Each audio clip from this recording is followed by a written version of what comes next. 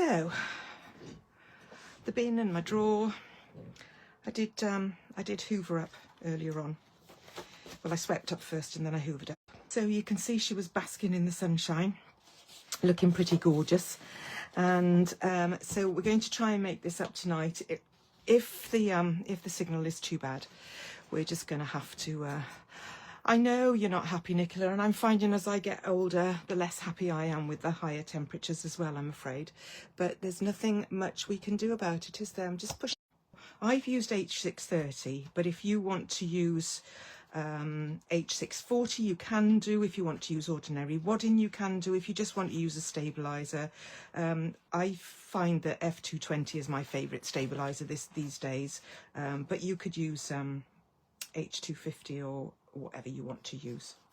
So those are my templates. They're at the back of your pattern, and I've just got one more template, and this is it. So this is in your pattern, and you need to cut this out so that we can place it on here for our guidance. So I've cut around, I've put this on here, and I am now going to grab how it looks. I've not tried it yet, but I've put it about 3/8 of an inch, maybe a little tad more, 1/2 inch up from the central horizontal line.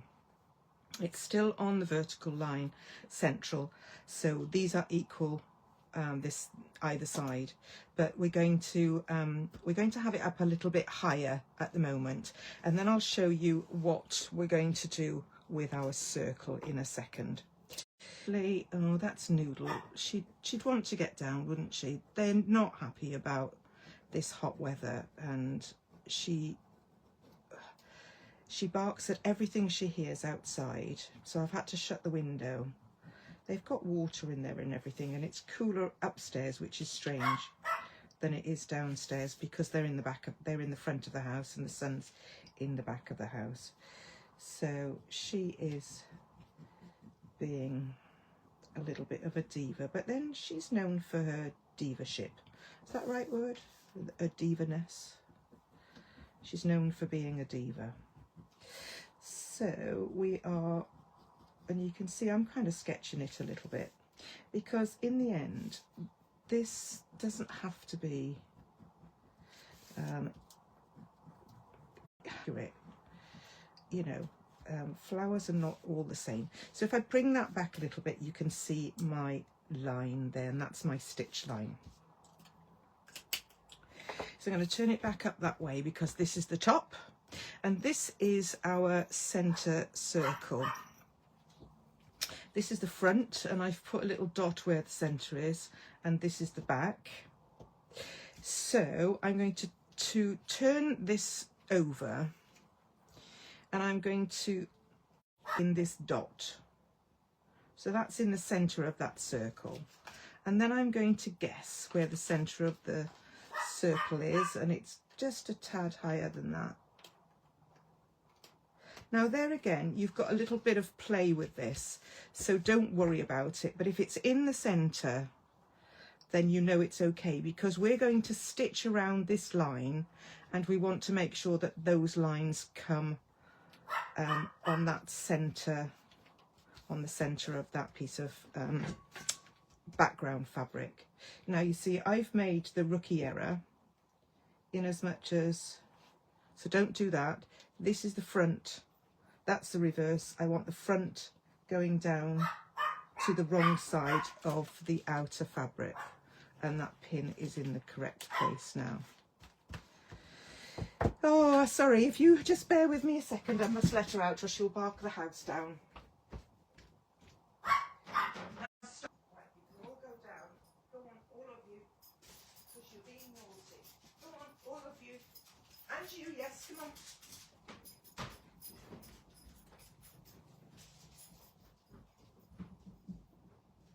Out you go. Come on.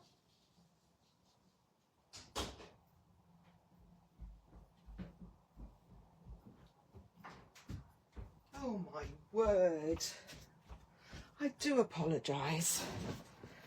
Dogs, they're like children. They sleep all the time they want to sleep, and then when you want to do something, they want to have your attention. Well, they didn't want me all afternoon. They just slept on the sofa all afternoon. And normally they've had their food. They've had, oh, don't worry, Cindy, we've already had to-dos here. So I'm going all the way around the outside and pinning that so that it doesn't affect my stitching when I come to do that in a minute. You can leave the centre pin in, but then I'm going to take all these out because I'm going to take that one off. Put that centre one in. So I'm going to take my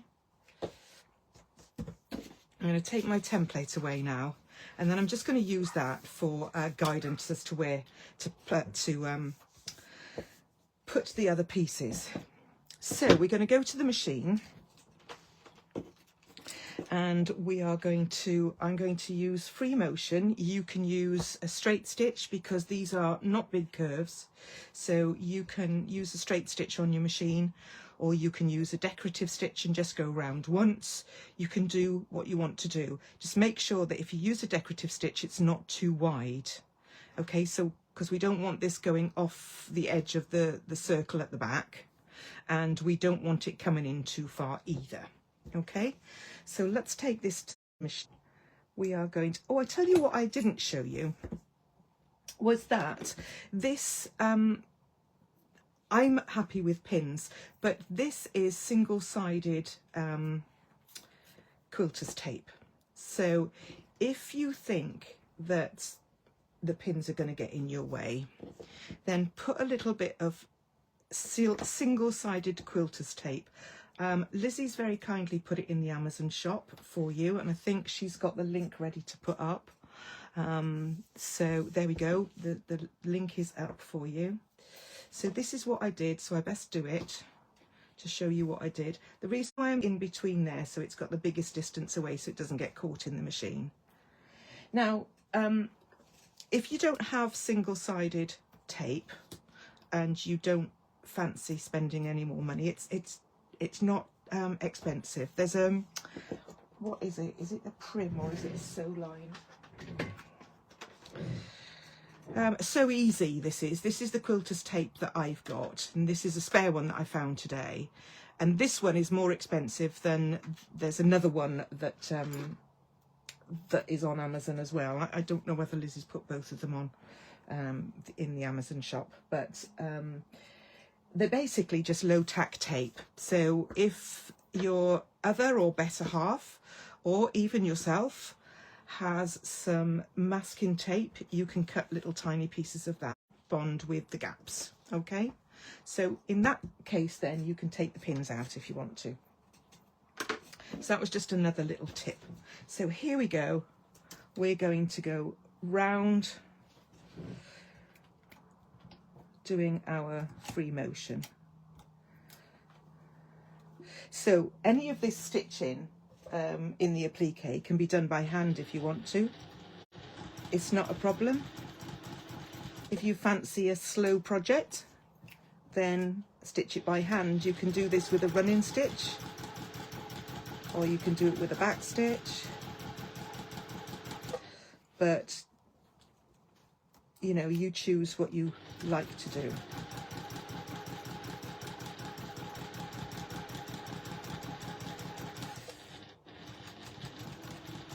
So how have you all coped in the heat? I haven't coped so well today, I must admit. It's just too hot for me. I used to go abroad and I used to love the sunshine, and of course we live by the sea and stay there for hours, and I would love it. But as I've got older, my skin doesn't like the sun, and my my whole body doesn't like the heat. But then it doesn't like the extreme cold either. So there we are. Let me cut this little thread off. While we remember.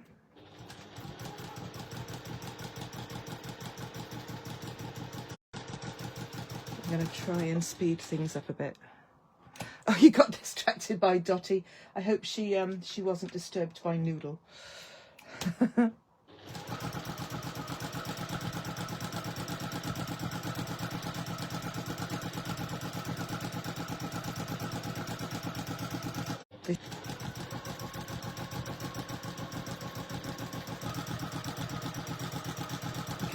You can feel the concentration, can't you? You can feel the concentration. So as I say, I've used linen for the other one, and this is linen too. This is a pale blue linen that hasn't got any paper in. And it makes a lovely base for a reverse applique and for ordinary applique. And I wanted to do applique this month, but I didn't want to do something ordinary. I want to do something a little different. We have done reverse applique before. For any of you that have made Oakley, there's a bit of reverse applique on hand.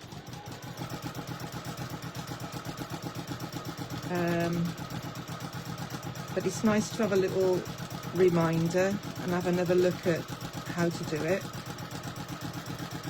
It's not by any means difficult. I was going to say the most difficult part, but that's not difficult, is the place that you have to be careful is when we cut the fabric in a minute, because you don't want to cut that. You don't want to cut the backing fabric that we've put on, the circle that we just placed on the back. A couple of petals to do. The job, there's only 5, isn't it?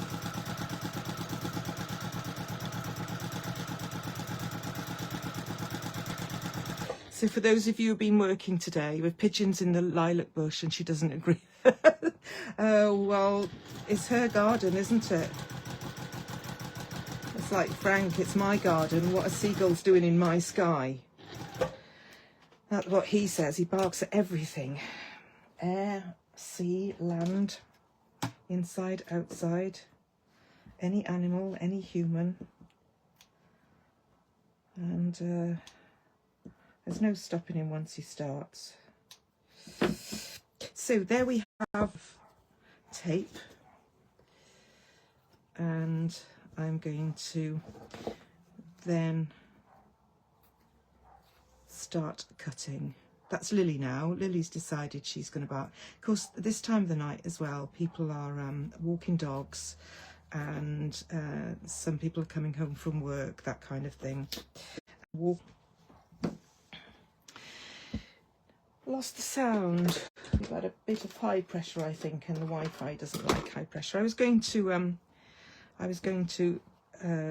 iron that, but the iron hasn't been on. So is pull those 2 pieces apart. So I've got the front piece pinched in that finger, and the back pinched in that finger, and I'm going to hold that inside our stitching. So what I like to do is to just cut from the center outwards, and I use my finger to push that background away and hold it down while the scissors glide. There we go. And then I can start cutting it away. So this is where you just have to be very careful. Now, what you don't have to be is 100% accurate. I'm cutting to kind of about between an eighth and 1/4 of an inch away from that stitching line. I'm going to cut the bits off as I come to them. So you see, that's a little bit jagged, but what we're going to do in a bit is we're going to rough that up anyway. And then if you want to take a little bit more off, I'm taking that off because it's a bit chunky, then you can.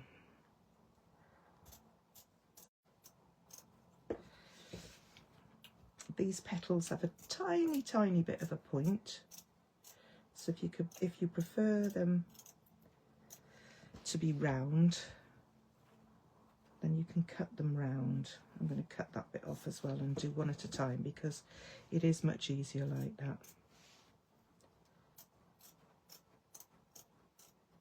Can you see?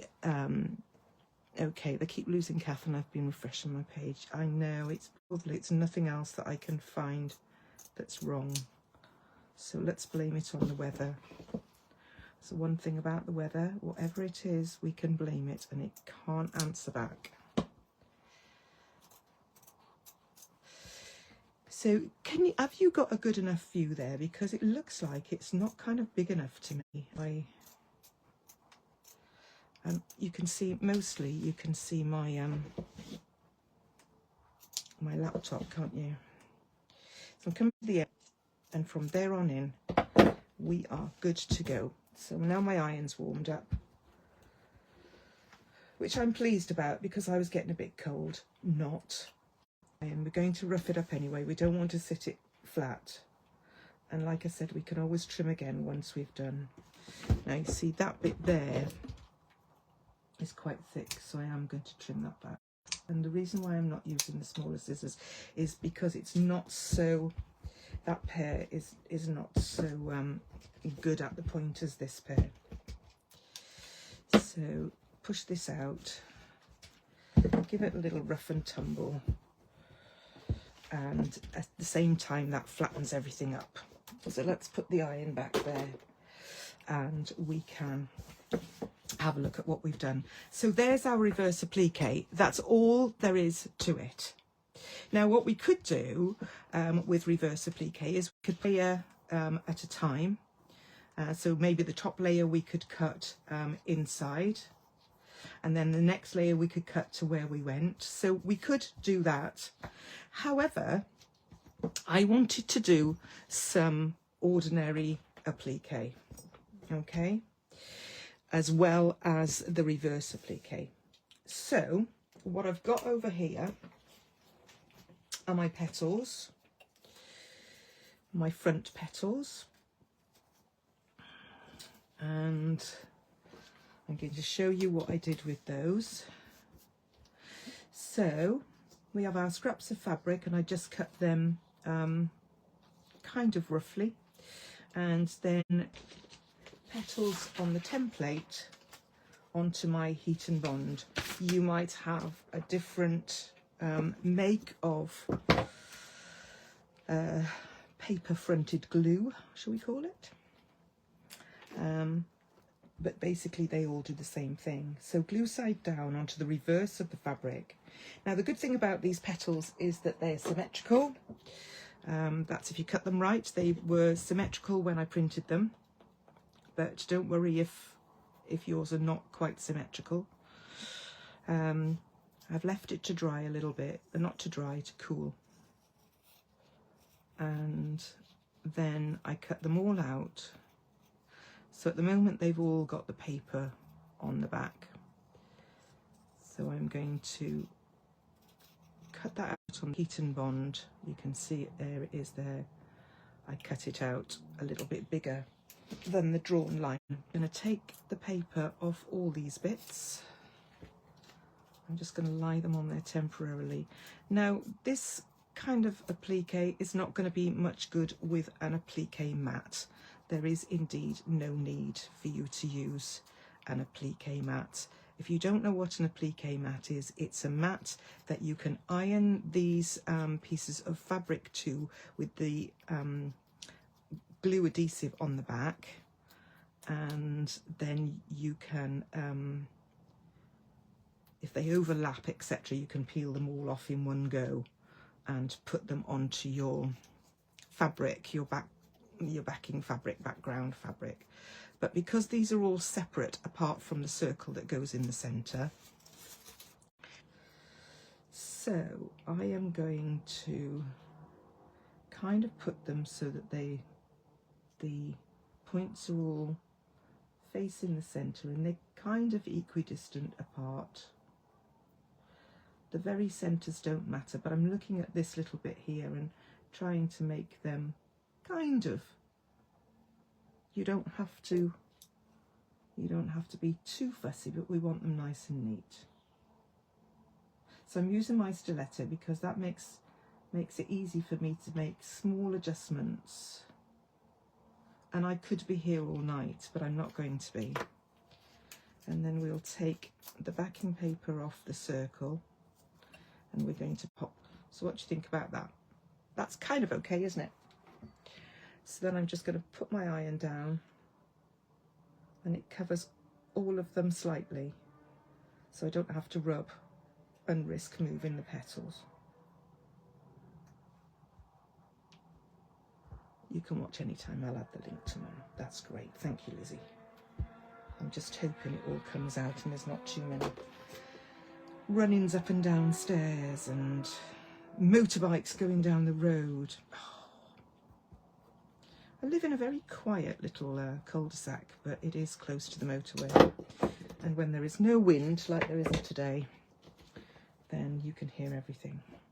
So there are our petals in place, and all we're going to do now is to take it to the sewing machine. So the same applies. I'm going to do free motion around the petals and around the centre, and you can do free motion, you can do straight stitching, decorated stitching, hand stitching, whatever you wish to do. So these shouldn't take too long. You can kind of see the machine. There we go. Not start the foot, start the stitching.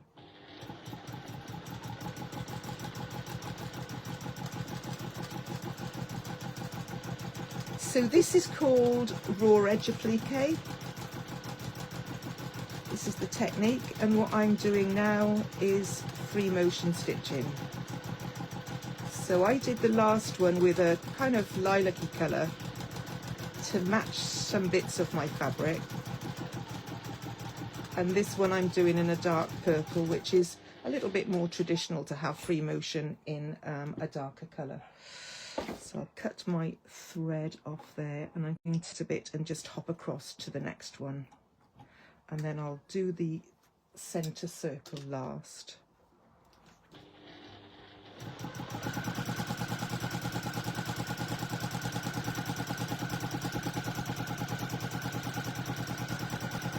This is a bit like quilting. You might find it easier to use a quilting glove. And I certainly would, if I could only find them. Now, you don't have to go quickly. I'm only going a bit faster because of time. But, oh, they're barking again. There's a dog a few doors up as well who is only looked after by the people a few doors up. And he barks for a pastime, and of course Frank thinks it's great fun.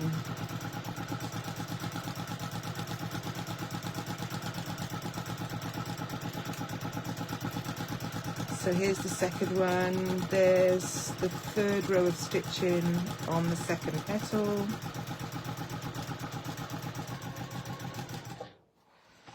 So turn my work a little bit, and then I'm going to hop across. There we go.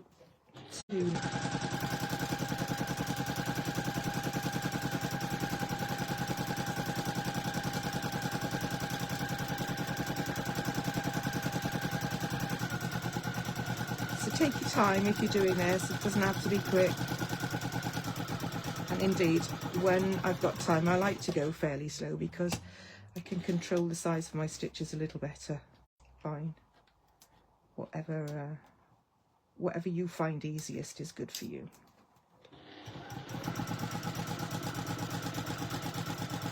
And usually by the 5th petal I get used to the shape. And I'm not so wiggly. But then raw edge applique is meant to be wiggly. I'm going to just pull out a little bit and hop over into my circle and go round the circle a few times.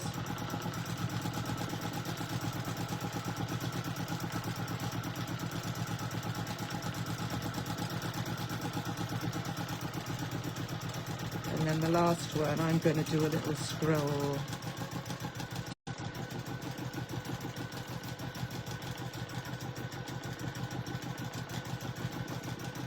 So I'll just show you now what I've done. You can have a look. I'll hold it a bit nearer to the camera.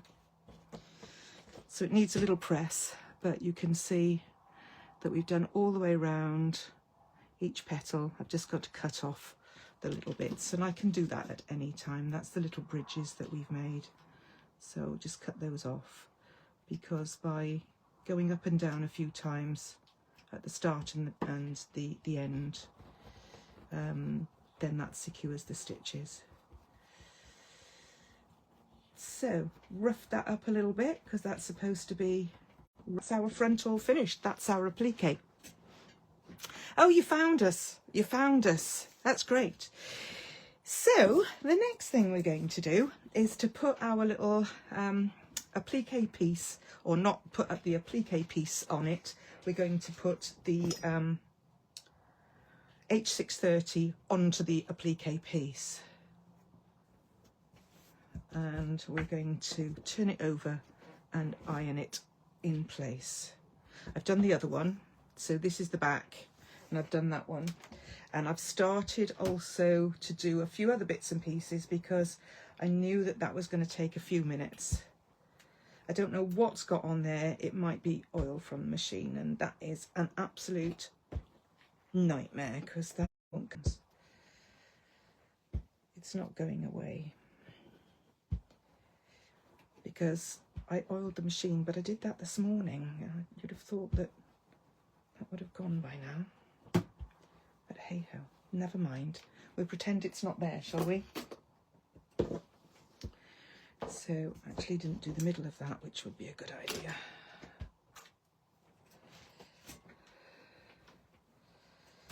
So if you're using ordinary, or you could use 505 spray or equivalent. There's a few different ones on the market, but that's why I love H630 and H640, because they are adhesive, so it makes it a lot easier. So that's the back, that's the front. Somewhere here I have the linings, so I decided this time to go with the purple for the linings. So those are the linings, which we're going to need all of these in a second. But first of all, we're going to add a butterfly. Yes, why not? You can add whatever you like, can't you? Creativity is only limited by your imagination.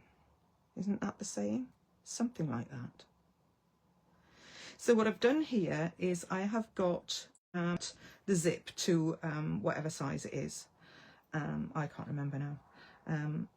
But cut the zip to whatever size it says, or of course you can use a zip that is commercially made that long. And then we're going to put our zip tabs on. So, and what I've done here, just a little tip here, is when I put my zip slider on, I close the zip right up before I actually, and then I cut it. So it's only from here, and then when it comes back up here, it'll open again. But it just means that it's kept it together, which is really nice, because you don't have to worry about doing it with your machine. So the zip tabs go right side up, then the zips right side up, and then the second zip tab right side down. And we're going to take it to the machine. I've finished with my free motion work now, so I'm going to bring my normal thread in. I had embroidery, like a silky embroidery thread in there to do my free motion, and on the bottom you don't have to, but I have bobbin fill, so I can leave that in there. Because put on my zipper foot, and then maybe afterwards I might change to my walking foot to go over the layers, etc. We'll see how it goes, see how the time goes. So just thread my needle. Oh, there we are. That went quite smoothly. So that's that. So we're going to do a 1/4 of an inch seam allowance, and we're going to stitch across the zip, the end of the zip, and oops, perhaps I ought to put my feed dogs up. There we go. that nicely made a little backstitch knot in that, so that was good.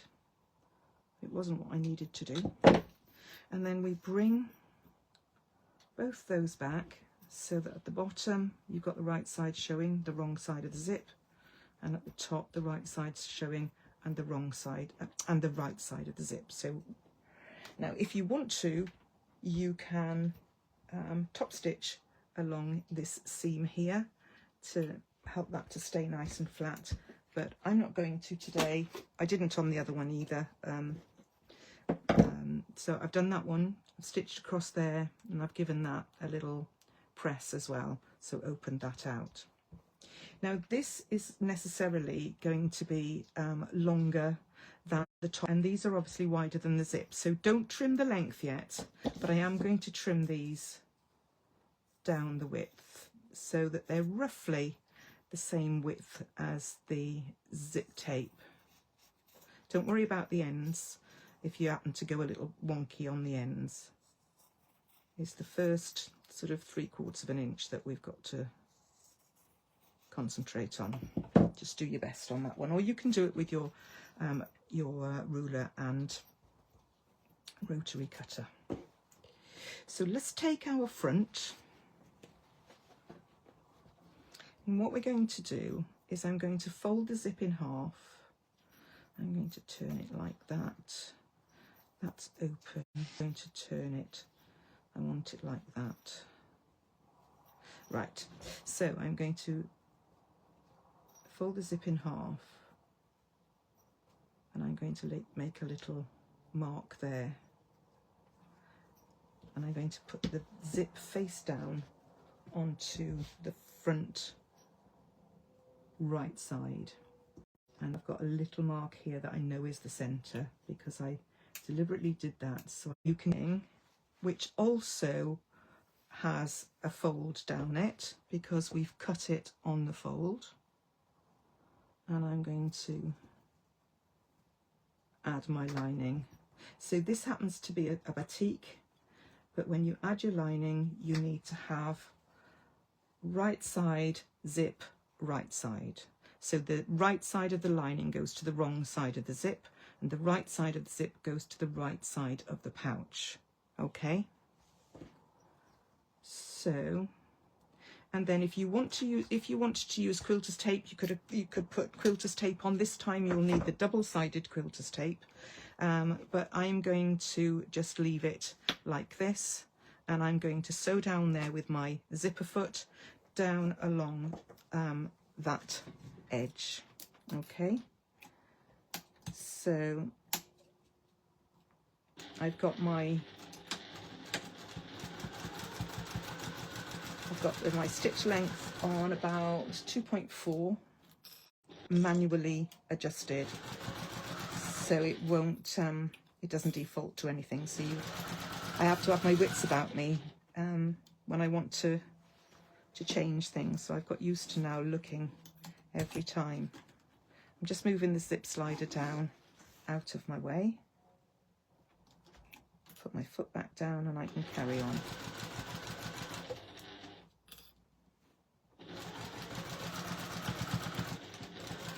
So obviously you can see what I mean now about the zip tabs being too long.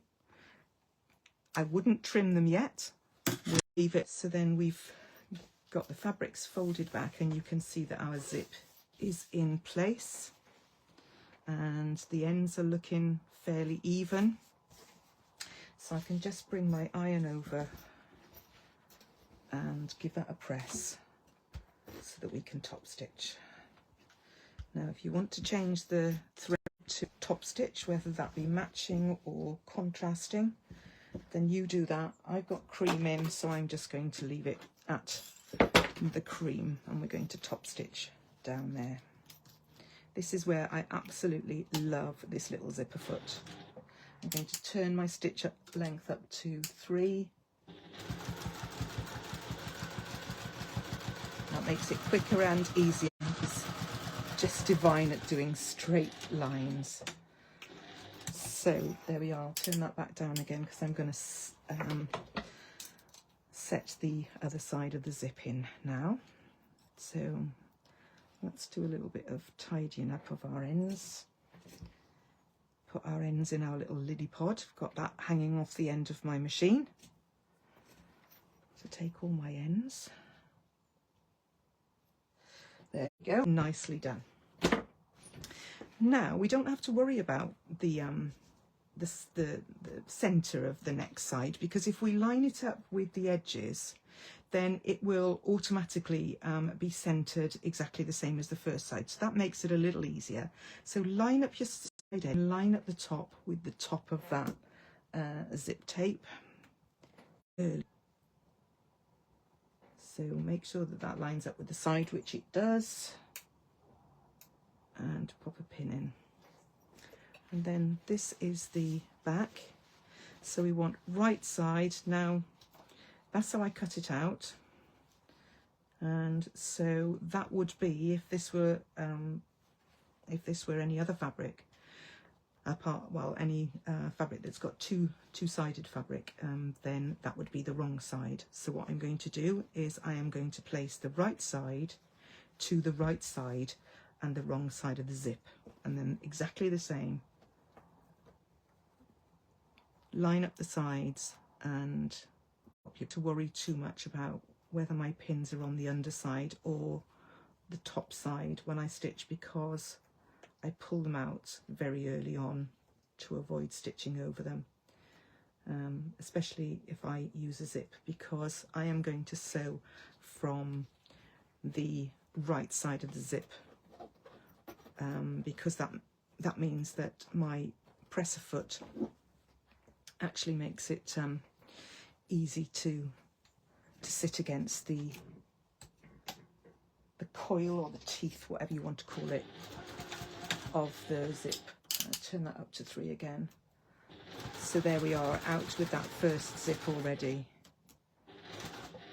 Now we're coming to our zip slider, so I'm going to pull it towards me for a bit, and then the next time I adjust it, I'll push it away.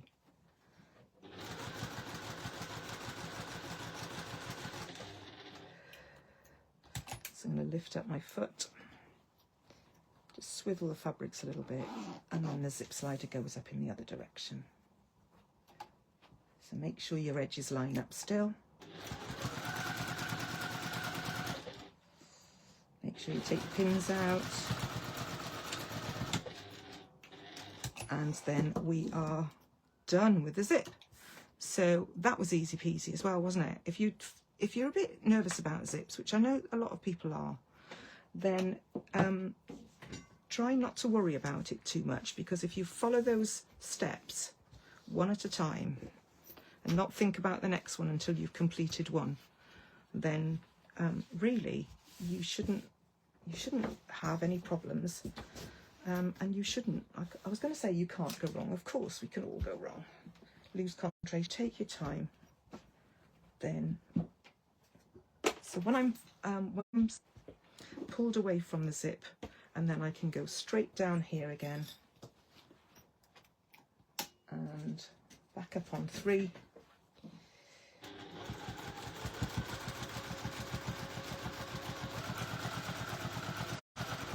Particularly stitch always from the right side, and then you know you've got a really lovely finish. So if you did happen to get a little bird's nest, you could cut it off at the back. But so there we go. So that is a piece of thread coming from somewhere else. So there we have the back and the front of our pouch. So I'm probably going to take another 10, maybe 15 minutes. So if you want to go off and do something else and then watch this another time, it will be on YouTube. So what I'm doing is I'm folding it out so the zip is down the center. That's the right side of the lining. That's the right side of the other lining, back and front. That's the right side of the back, and this is the right side of the front. So those go together. Then I I don't get rid of these until the very end, because I push those down into the lining. So you see that it's folded in half almost, and I push it towards the lining. I don't know what anybody else does, but that's what seems to work for me. I push it towards the lining, and then I can put a clip on, and this one again kind of almost folded in half, and then sit the zip both sides on top of each other. So if you get this little seam here lined up with that seam there, then that is correct. I'm going to put a clip there, and on my outer fabrics, I'm just going to put a couple of clips. They'll get in my way, and if it doesn't, this fits, but my H630 went awry a touch, so I'm not worrying about that. And then the lining, we want to leave a gap in the bottom, so I'm going to use pins on the lining because it's finer, and I'm going to give it a couple of inches in from the corners and put double pins there to remind me where to start and where to stop. So there is my turning gap. Say to you was that we need to have the zip open. Oh, it's not on that side, is it? It's on this side. There is a way to open your zip after you've stitched it up, so all is not lost, but it is a whole lot easier if you open the zip beforehand. So open your zip, and then on your lining use hold those sides so they don't all move, because there's quite a bit of fabric here, so you don't want it all moving about on this side while you're stitching the other side, or the other way around. So what we're going to do then is we're going to start from one of these, so from this one, and I'm going to go across to the corner, up, over the zip, down or up, whichever, across the top or the bottom it is of the pouch, up the side, over the zip, down the side and to here. Okay, so we'll do that now.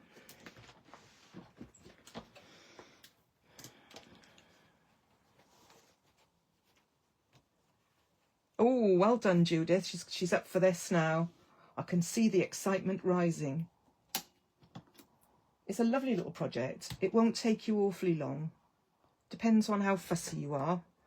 If you're like me and you like everything to be just so, I tend to take my time when I'm stitching on my own. So come across to the corner, and then I'm going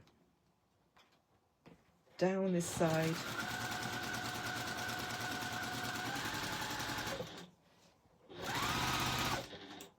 take the zip out, take the pin out, and then I'm going to take that clip away, and if you want to, you can hold with your stiletto so that you've got keeping all that fabric over the zip, all in a nice straight line.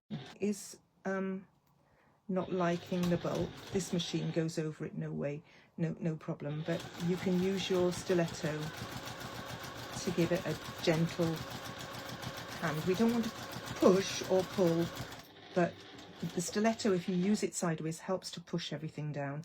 Or of course you can use a seam jumper or a pump jumper or whatever they call it. And if you want to, I decided not to in the end, but if you want to, you can use your walking foot. I'll get my words out in a minute. You can use your walking foot.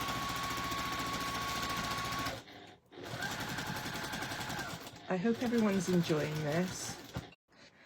Then you get 20% off, so go and get the code first, and then download the pattern. Once you've downloaded, once you've bought the pattern, don't forget to download it as soon as you can onto your device. because then, slowly over that zip, because then you've always got it, because the download link on the confirmation email expires in 30 days. That's the website owners, if you like. That's their policy, and we can't change it. So it'd be horrible to lose a pattern once you've paid for it. And I'm sure most of you are au fait with that system now. You've bought plenty of patterns. So I've come to the end where my double pins were, and I've done a little back stitch to secure, and I'll get rid of my ends before I go any further.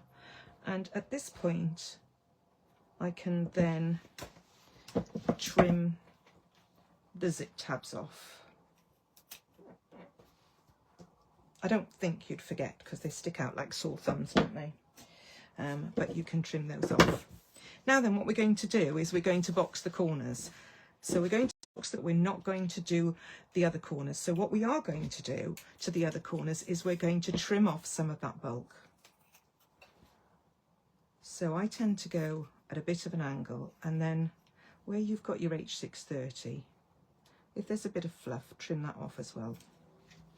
So I'm going, I'll hold it up a little bit for you, and there's about between a 1/16 and an 1/8 of an inch. And I'm trimming a little bit of that away.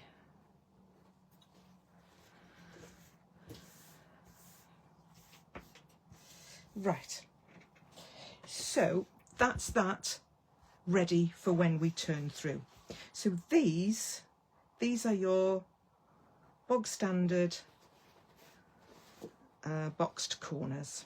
So I'm going to bring that seam over, and so this is the bottom seam, and underneath here I'll just trim that off to 1/4 of an inch to make that neat. You don't need to do that with a pinking shears, it's going to be inside.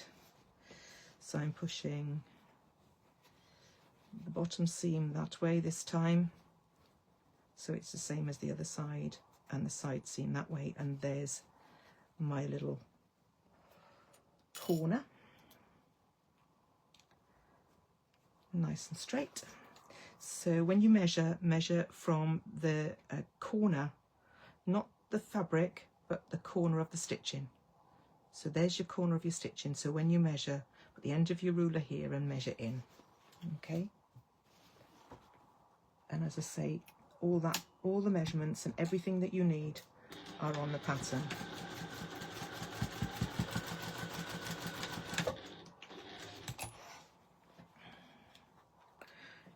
So trim our threads again, put those in my lily pod, trim our fabric, put that in the bin, and now we can reach through and try and get these corners to be as nice and square as possible.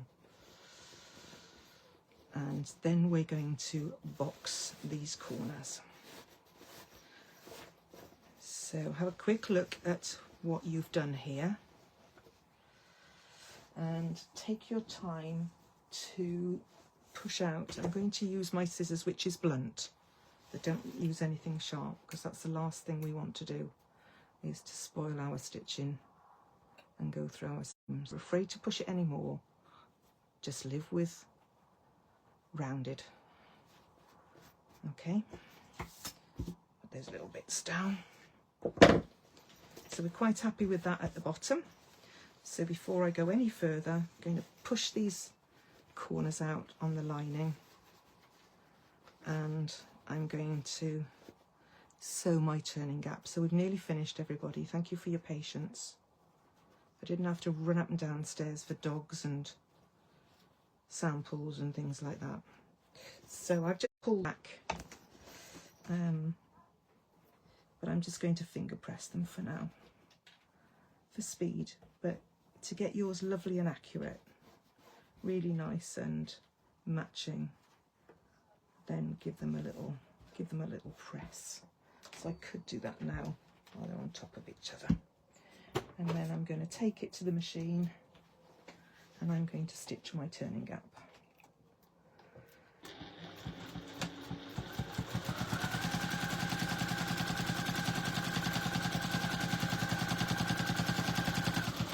So there we have it. There we have the stitching, turning gap all neatly stitched. Of course you could do that by hand if you wanted to, but there isn't any desperate need to do that. So we're going to get this all nice and snug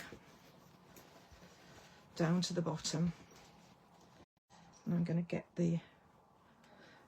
those zip tabs out nice and square. See how nicely that went out? It just popped into the right place. And the same with this one, push the corners, and you see that's done the same thing. I'm going to get my scissors there because I can feel that my fingers are not getting into the right place. There we go. So that's all nicely done. Our lining is all sitting inside. So what I'm going to do with the lining is just give it a little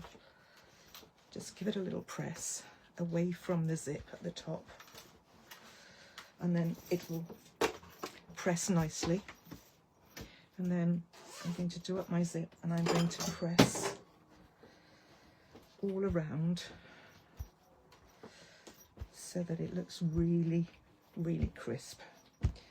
Now, probably what I would do once I've finished is to use a little bit of steam on that. So next thing, the side seam and the back seam, and we line them up as if we were boxing the corners, and then we measure up what it says in the pattern.